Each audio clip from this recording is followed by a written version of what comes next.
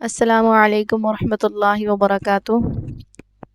اللہم صلی علی سیدنا محمد وعلی آل سیدنا محمد وبارک وسلم وصلی علیہ رب یسر ولا تعسر وتمم بالخیر وبک نستعین یا فتاح یا فتاح یا فتاح۔ ربنا زدنا علما ربنا زدنا علما ربنا زدنا علما۔ معزز طالبات، آج اللہ کے فضل و کرم سے سورۃ الملک کا جو ہم نے کورس کا آغاز کیا ہے اس کا دوسرا سبق ہے۔ پہلے سبق میں ہم نے پہلی آیت سے لے کے 5 آیات تک اس کا ترجمہ و تفسیر پڑھا ہے۔ آج ہم آیت نمبر 6 سے لے کے آیت نمبر 10 تک ان 5 آیتوں کا ترجمہ و تفسیر پڑھیں گے۔ بسم اللہ الرحمن الرحیم۔ وَلِلَّذِينَ كَفَرُوا بِرَبِّهِمْ عَذَابُ جَهَنَّمَ وَبِئْسَ الْمَصِيرُ۔ وَلِلَّذِينَ اور ان لوگوں کے لیے کفروا جنہوں نے کفر کیا بربہم ان کے رب کی طرف سے عذاب جہنم آگ کا عذاب ہے، وبئس اور بری ہے مصیرو لوٹنے کی جگہ یا ٹھکانہ۔ ٹھیک ہے، آپ ٹھکانہ بھی مصیر کا کر سکتی ہیں اور لوٹنے کی جگہ بھی کر سکتی ہیں۔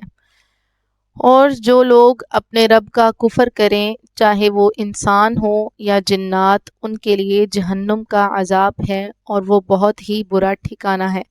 جس طرح کی انسانوں کی نسل چلتی ہے اور ان کا حساب کتاب ہوگا، اسی طرح جنات کی بھی نسلیں ہوتی ہیں اور کافر اور مسلمان بھی ہوتے ہیں، اور ان کا حساب کتاب بھی ہوگا اور ان کو بھی سزا و جزا دی جائے گی۔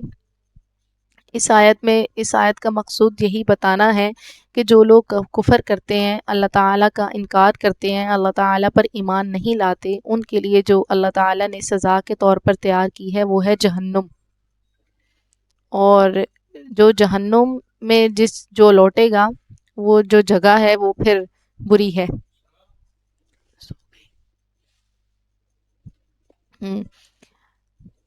آگے ہے اذا القوا فیہا سمعوا لہا شہیقا وہی تفور۔ اذا جب القوا وہ ڈالے جائیں گے، فیہا اس میں، سمعوا وہ سنیں گے، لہا وہاں، شہیقا چیخنا و چلانا، وہی اور وہ، تفور جوش مار رہی ہوگی۔ اذا جب، القوا میں آپ کو لفظی ترجمہ اس لیے بتاتی ہوں کہ آپ اس کا ترجمہ اچھے طریقے سے یاد کر سکیں اور لفظی ترجمہ یاد کر سکیں۔ آپ نے بامحاورہ ترجمہ تو آپ کو خود بخود آ جائے گا، لیکن آپ نے لفظی ترجمہ لازماً یاد کرنا ہے۔ اذا جب القوا وہ ڈالے جائیں گے، فیہا اس میں، سمعوا وہ سنیں گے، لہا وہاں، اس میں سے مراد ہے جہنم، اور لہا وہاں یعنی کہ جہنم میں، شہیقاً چیخنا چلانا، وہی اور وہ، تفورن جوش مار رہی ہوگی، یعنی کہ جہنم جوش مار رہی ہوگی۔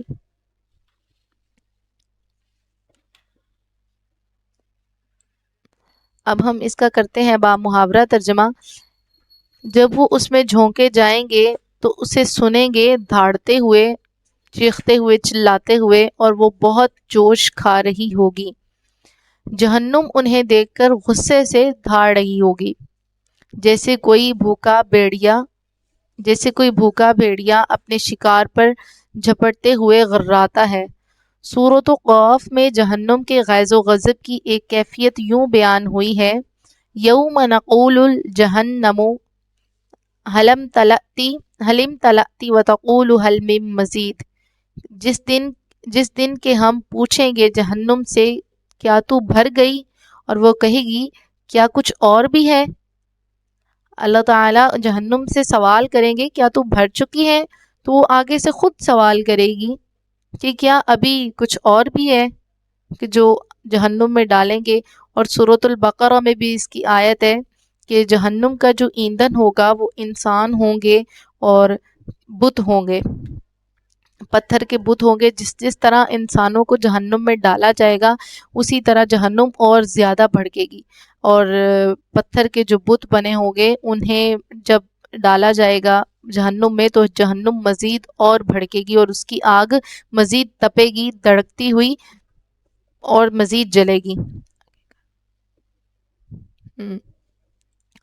آگے ہے تکاد تمیز من الغیظ کلما القی فیہا فوج سألہم خزنتها الم یأتکم نذیر۔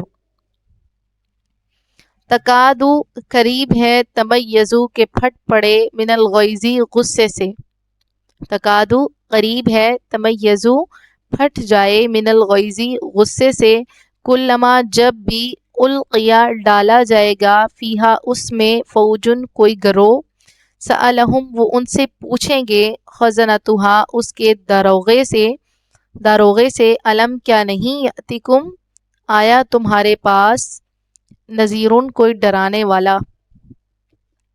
تکاد تمیز من الغیظ قریب ہوگا کہ وہ غصے سے پھٹ جائے، ایسے معلوم ہوگا کہ ابھی شدت غضب سے پھٹ پڑے گی۔ کلما القی فیہا فوج سألہم خزنتہا الم یأتکم نذیر، جب بھی ڈالا جائے گا اس میں کسی ایک گروہ کو، کسی ایک انسانی گروہ کو یا بتوں کو، تو اس کے داروغے ان سے پوچھیں گے کیا تمہارے پاس کوئی خبردار کرنے والا نہیں آیا؟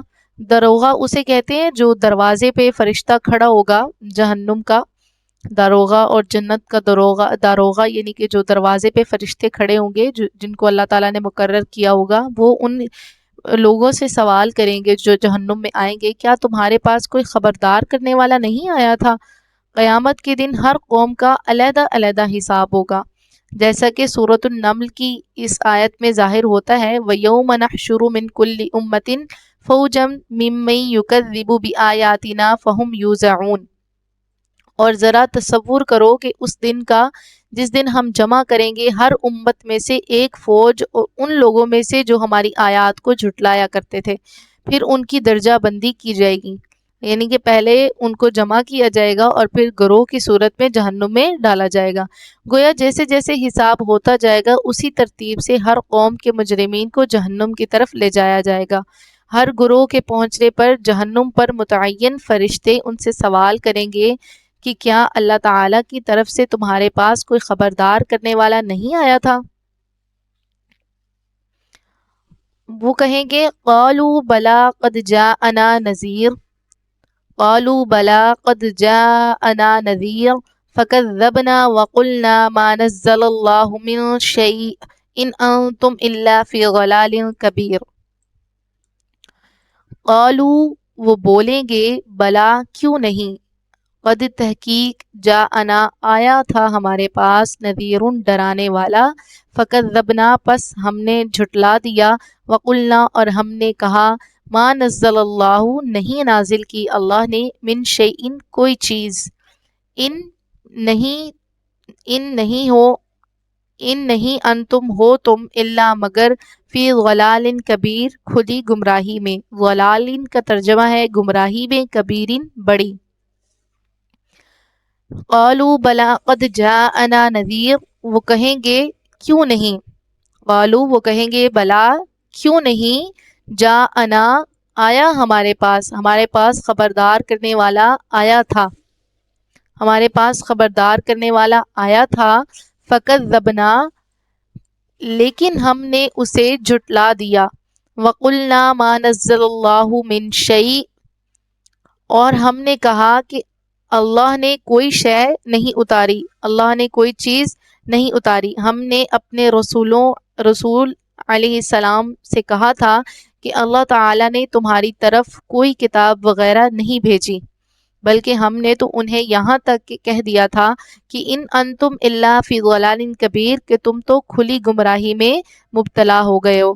آپ نے سنا ہی ہوگا، ہم جب قرآن کا ترجمہ یا اس کے بہت سے واقعات پڑھتے ہیں تو ہر نبی کو یہ سننے کو ملا تھا کہ نہیں، یا تو تم جادوگر ہو یا تم اپنے پاس سے گھڑتے ہو، اللہ تعالیٰ نے کیا تمہیں ہی نبوت دینی تھی؟ دنیا میں اسے اور کوئی انسان نہیں نظر آیا، حالانکہ بہت سے مالدار یہاں پر بہت سے مالدار ہیں ہمارے قبیلے میں اور بہت سارے لوگ ہیں، تمہارے علاوہ کوئی نہیں نظر آیا۔ یہ زیادہ تر اس طرح کی باتیں نبیوں کو سننے کو ملتی تھیں، یہاں تک کہ ہمارے رسول اللہ صلی اللہ علیہ وسلم کو بھی کہا جاتا تھا کہ تم جب حضور صلی اللہ علیہ وسلم کسی کو بھی سنایا کرتے تھے، تبلیغ کرتے تھے، تو وہ ان کی طرف مائل ہوتا تھا، تو مشرکین مکہ کہا کرتے تھے کہ تم جادوگر ہو، تمہاری آواز میں جادو ہے کہ لوگ تمہاری طرف مائل ہوتے ہیں۔ تو قیامت والے دن وہ اسی بات کا پھر جواب دیں گے جب ان سے پوچھا جائے گا کہ ہم تو انہیں جھٹلاتے تھے اور ہم انہیں جادوگر بولتے تھے۔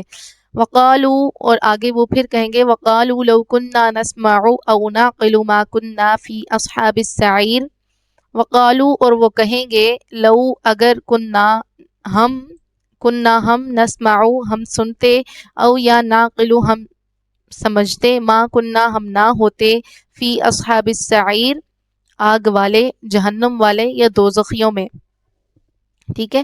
وقالو لو کننا نسمع او ناقل، اور وہ کہیں گے کہ اگر ہم سنتے اور عقل سے کام لیتے، ما کننا فی اصحاب السعیر، تو ہم نہ ہوتے ان جہنم والوں میں سے۔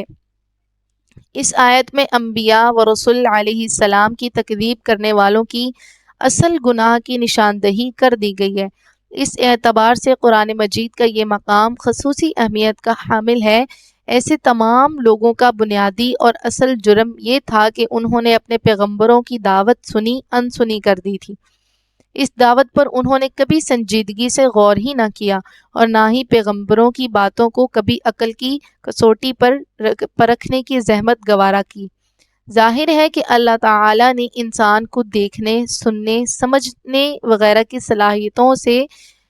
صلاحیتیں اسی لیے تو دی ہیں کہ وہ ان صلاحیتوں کو کام میں لائے اور اپنے نفع و نقصان کے حوالے سے درست فیصلے کرے۔ اس بنیاد پر آخرت میں انسان کی ان تمام صلاحیتوں کا احتساب بھی ہوگا۔